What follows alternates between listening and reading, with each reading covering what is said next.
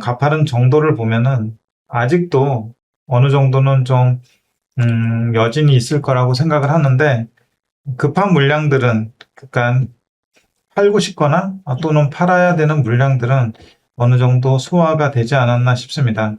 그래서 시타들에서 하는 얘기는 이런 물량들이 다 나갔기 때문에 이제부터는 비정상적인 변동성이 좀 잦아들고 펀더멘털에서 움직이는 시장이 될 것 같다라고 얘기를 하고 있습니다.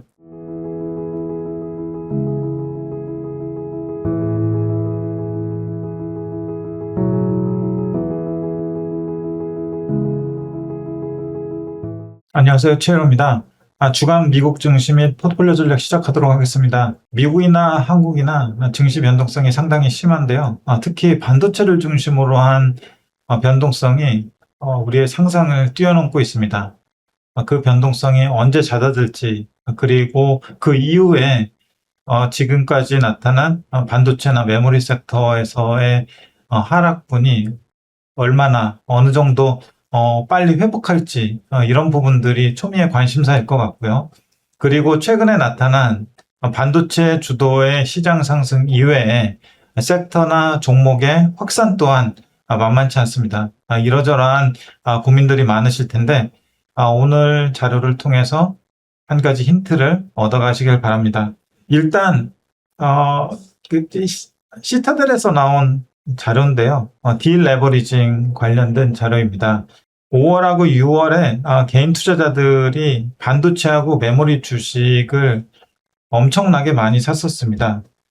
여기 보시면은 이게 주간 기준으로 그 매수 금액, 매수 그 양을 나타낸 건데요. 한 5월, 6월에 걸쳐서 엄청나게 반도체하고 메모리 주식을 매수했다가 7월 말에 엄청나게 또 매도를 했습니다. 거의 투매식으로 나왔는데 이걸 보고 시타들에서는 어느 정도 그 급하게 들어온 물량, 포모이에서 들어온 물량들이 나갔다고 보는 입장입니다. 그럼에도 불구하고 그 매수할 때 이 규모나 가파른 정도를 보면은 아직도 어느 정도는 좀 여진이 있을 거라고 생각을 하는데, 급한 물량들은, 그러니까 팔고 싶거나 또는 팔아야 되는 물량들은 어느 정도 소화가 되지 않았나 싶습니다. 그래서 시스터들에서 하는 얘기는 이런 물량들이 다 나갔기 때문에 이제부터는 비정상적인 변동성이 좀 잦아들고 펀더멘털에서 움직이는 시장이 될 것 같다라고 얘기를 하고 있습니다. 레버리지 ETF 규모 쪽에서도 보면은 일단 2026년 6월에 레버리지 ETF 규모가 218빌리언 달러였는데 7월 말에 154빌리언 달러로 상당히 많이 줄었고요. 그 중에서도 가장 크게 기여를 한 것이 반도체 레버리지 ETF고, 그리고 반도체를 제어한 테크 레버리지 ETF였습니다. 나머지는 큰 변화가 없었습니다. 그래서 최근에 변동성을 일으키게 한 레버리지 ETF, 그리고 신용 물량 이런 부분들, 그리고 미국에서 큰 펀드 하나가 청산을 당했지 않습니까? 그런 부분들이 어느 정도 해소가 되면서 수급에 의한 변동성은 이제부터는 좀 잠잠해지지 않겠나라고 저도 개인적으로 생각을 하고 있습니다. 하이퍼스케일러들 실적이 나왔는데 주목해서 본 거는 수주장구하고 캐펙스 추이인데, 이번에 발표한 그 하이퍼스케일러들, 그러니까 마이크로소프트하고 구글하고 아마존의 실적들이 꽤 좋았습니다. 그간 투자를 하면서도 투자 대비 성과가 미진하다는 평가를 받았었는데, 이번에 수주장구하고 그리고 클라우드 사업 쪽에서의 매출 증가율을 보면은 시장 예상치를 다 뛰어넘었고요. 특히 수주장구를 보면은 몇 년치 일감을 이미 받아놓은 그런 수치가 나와서 전방의 수요는 상당히 좋다는 것을 이 부분에서 관찰할 수 있었고요. 마이크로소프트가 25년 EQ, 전년 동기 대비해서 2배가량의 수주잔고를 쌓았고요. 오라클은 이번에 실적 발표를 하진 않았습니다. 구글 같은 경우도 25년에 106빌리언의 수주잔고가 있었는데 거의 5배에 달하는 수주잔고를 쌓았습니다. 514빌리언이고요. 아마존은 25년에 195빌리언이었는데 496빌리언의 수주잔고를 쌓았습니다. 반면에 캐펙스 증가는 마이크로소프트는 거의 없었고요. 그리고 메타는 26년에 기존 대비해서 한 10% 정도 캐펙스 증가가 있을 거라고 얘기를 했고, 구글이나 아마존도 역시 10% 내외의 캐펙스 증가가 있을 거라고 얘기를 했는데, 이 증가 요인이 대체로 반도체 비용 상승에 따른 것이라고 보시면 될 것 같습니다. 하이퍼스케일러들의 영업 현금 흐름하고 캐펙스하고 잉여 현금 흐름 관련해서 좀 긴 시계로 보면은 이렇게 봤을 때는 27년에 그 프리캐시 플로우, 그러니까 영업 현금 흐름에서 캐펙스를 뺀 잉여 현금 흐름이 27년에 대체적으로 바닥을 치는 걸로 얘기가 되고 있습니다. 시장에서는 27년에 바닥을 친 다음에 캐펙스 규모 자체가 줄어드는 걸로 예상을 하고 있기 때문에 그에 따라서 잉여 현금 흐름도 계속해서 늘어날 걸로 보여지고 있습니다. 이것이 의미하는 바는 현재 캐펙스에 따라서 반도체, 특히 AI 인프라 쪽이 힘을 받고 있는데 시간이 가면 갈수록 그 동력 자체가 둔화될 가능성이 높다고 생각을 하고 있고요.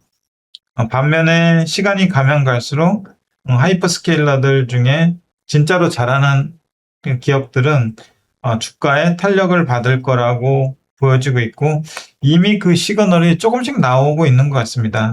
그래서 변곡점을 잘 잡아서 리밸런싱을 적시하게 되면 지난 그 2월, 3월에 저희가 기존의 그 빅테크나 다른 여타 종목을 반도체 종목으로 리밸런싱 한 후에 엄청난 성과를 냈던 것처럼 이번에도 그런 모양이 나올 걸로 보여지고 있습니다.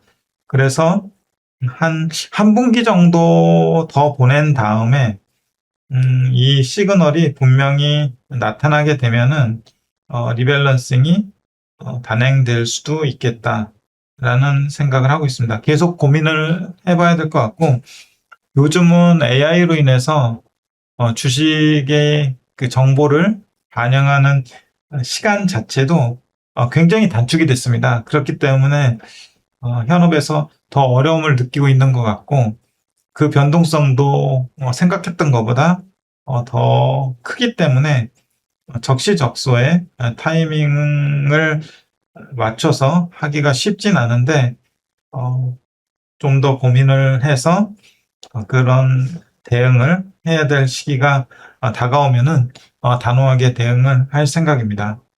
주요국 증시 보면은 7월 달에 한국 코스피가 22.2%가 하락을 했고 나머지는 그렇게 낙폭은 크진 않았습니다. 유럽 증시가 상대적으로 선방을 하면서 1.2%가 올랐고요. 코스피가 22% 하락을 함에도 불구하고 하락했음에도 불구하고 연초 이후로는 56.5%가 상승을 했습니다. S&P 500 같은 경우는 9.4%가 상승을 했고요. 미국의 주요 지수 중에서는 코스피와 궤를 같이 하는 필반 지수가 7월에 20%나 하락을 했고요. 나머지는 소폭 상승하거나 소폭 하락하거나 하는 그런 움직임을 보였습니다. 연초 이후 필반 지수가 59.7% 정도 상승을 했고요. 러셀 2000이 18.1%로 두 자릿수 상승, 그리고 나머지는 S&P 500, 다우지수, 나스닥이 한 자릿수 상승을 나타냈습니다. 섹터별로 보면은 7월에 에너지 가격이 오르면서 에너지 섹터가 12.5%나 올랐고요. 나머지 구경제 섹터들의 상승이 S&P 500 상승률을 능가를 했습니다. 그리고 IT나 산업재, 유틸리티, 소재는 한 1에서 한 3% 정도 하락을 했고요. 연초 이후로 보면은 에너지가 32.8%가 올랐고 산업재 15.8%, IT 15.3%를 기록했는데 IT 쪽에서 반도체가 있기 때문에 반도체가 아까 한 20% 정도 필반지수 기준으로 하락했는데 원래 IT가 한 두 번째 정도, 첫 번째 정도 기록을 했었는데 7월에 좀 부진한 바람에 연초 이후 상승률에서 좀 밀리게 됐습니다. 10년물 금리 보시면은 4.7%를 나타냈는데 최근에 조금 하락은 했습니다. 그렇지만 이 10년물 금리가 마치 향후에 그 금리 인상을 예고라도 하듯이 계속 올라가면 좀 증시를 압박하는 요인이 될 것 같고요. 더군다나 최근에 그 미이란 중동 긴장감이 확대되면서 유가도 상승하고 10년물 금리도 상승하는 그런 모습이 나타나는데 바로 또 트럼프가 탁구를 하면서 약간 누그러진 상황입니다. 7월 31일 기준으로 해서 9월 달 FOMC 미팅에서 금리를 인상할 확률을 66.5% 정도로 보고 있는데요. 이 부분이 상당히 시장 참여자들을 불편하게 할 수 있는 대목이라고 생각을 합니다. 왜냐하면 하이퍼스케일러들 같은 경우 금리가 올라가면 차입하는 과정에서 금융 비용이 높아질 수 있기 때문인데 그렇게 되면은 전체적인 AI 생태계 자체가 약간 훼손이 될 수 있는 가능성이 있기 때문입니다. 이 부분에 있어서 새로 취임한 연준 의장은 포워드 가이던스나 어떤 힌트도 주지 않기 때문에 시장에서 더 논란이 있는 것 같고요. 7월에 FOMC에서도 인상 확률이 한 30% 정도 됐는데 동결이 나왔고요. 앞으로 따라서 9월 FOMC에서 인상할 확률이 66.5%이긴 하지만 향후 나오는 데이터에 의해서 언제든지 바뀔 수 있음은 염두에 둬야 될 것 같습니다. 그래서 주목해서 보고 있는 것이 일단 소비자 심리지수, 미시간대에서 발표된 7월 지수가 55.2로 살짝 반등을 했고요. 기대 인플레이션 같은 경우 1년이나 5년이나 10년이나 하향 안정화가 되어 가고 있는 상황입니다. 그래서 물가 상승에 의한 기준금리 인상 이런 부분들이 이런 소프트 데이터들의 영향을 받을 수가 있는데 아직까지는 그런 조짐이 보이고 있지는 않습니다. 그리고 오늘 나온 7월 제조 PMI에서 고용이 조금 괜찮았고요. 물가도 계속 피크아웃 하면서 하향 안정화되는 상황이라서 FOMC의 금리 인상하고는 좀 거리가 먼 데이터들이 계속 나오고 있음을 인지해야 될 것 같습니다. 밸류에이션 보시면은 S&P 500 기준으로 지금 19.5배에 거래되고 있고요. 전반적으로 지금 어닝이 상당히 좋게 나오기 때문에 주가가 신고가 부분에서 거래된다고 하더라도 밸류에이션은 좀 낮게 유지가 되고 있는 것 같습니다. S&P 500 주가하고 EPS 보시면은 EPS 계속해서 상향되고 있는 상황이고요. 특히 지난주에 빅테크 실적들이 다 마무리가 됐는데 하나같이 다 그 컨센을 상회하는 실적들을 발표를 했기 때문에 그런 큰 기업들이 EPS 상향에 기여를 톡톡히 한 것 같습니다. 시총상위 30개 종목 보면은 일주일 구간으로 보면은 구글이나 마이크로소프트, 아마존이 두 자릿수 상승률을 보였고요. 이렇게 계속해서 지지부진하고 소외됐던 빅테크들이 나란히 두 자릿수 상승률을 일주일간 보인 것은 근래 보기 드문 현상이었던 것 같습니다. 반면에 마이크론 테크놀로지가 한 10% 정도 하락을 했고요. 7월에 보면은 종목들 차별화를 통한 특징이 저는 리밸런싱하고 디레버리징이라고 보고 싶습니다.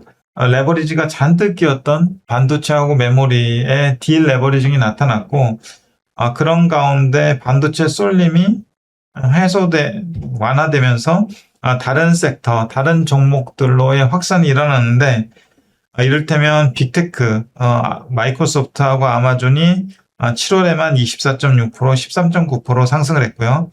그리고 엑슨모빌도 13.7% 상승을 했습니다. 방산기업인 레이시온 테크놀로지 13.4% 상승을 했고요. 나머지 금융주나 필수 소비재 이런 쪽에서 시장 대비 상회하는 수익률을 기록을 했습니다.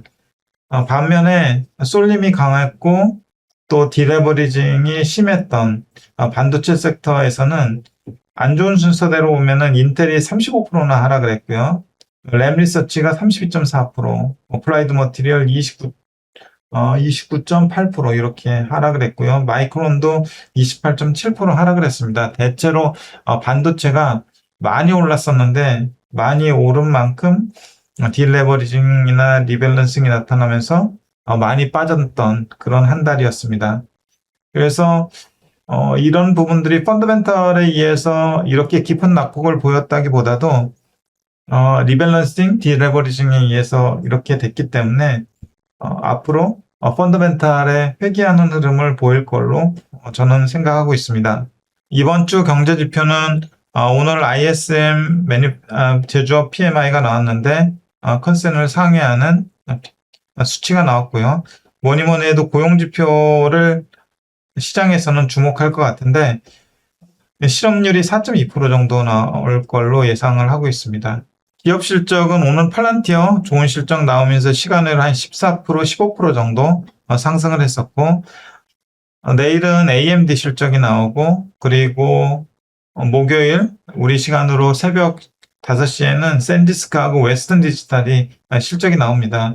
이런 부분들이 반도체하고 메모리 쪽에 영향을 미칠 걸로 보고 있는데 저는 잘 나올 것 같습니다. 그래서 수급 때문에 빠진 부분들이 어느 정도 회복하지 않을까라고 생각을 하고 있습니다.